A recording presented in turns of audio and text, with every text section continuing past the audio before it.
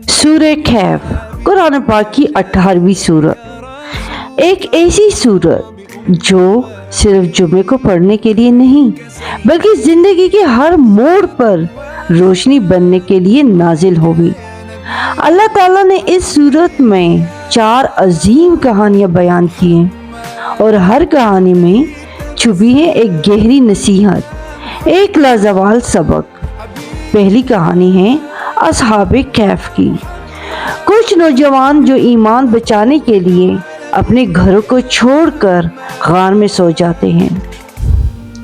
अल्लाह ने उन्हें सैकड़ों साल सुला दिया ताकि दुनिया जान ले कि ईमान की हिफाजत करने वाला अल्लाह खुद मुहाफिज बन जाता है। दूसरी कहानी है 2 बागों वाले शख्स की। एक मालदार जो अपनी दौलत पर मगरूर था और एक गरीब जो अल्लाह पर भरोसा रखता था।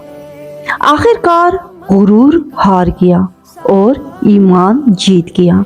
ये कहानी याद दिलाती है कि दौलत आनी जानी है मगर ईमान हमेशा रहने वाला है। तीसरी कहानी है हजरत मूसा अलैहिस्सलाम और हजरत खिज़र अलैहिस्सलाम की, जहां हजरत मूसा अलैहिस्सलाम ने सीखा कि हर बात की हिकमत फौरन समझ नहीं आती। कभी कभार वो जो दुख में लगता है दर हकीकत अल्लाह की रहमत होती है।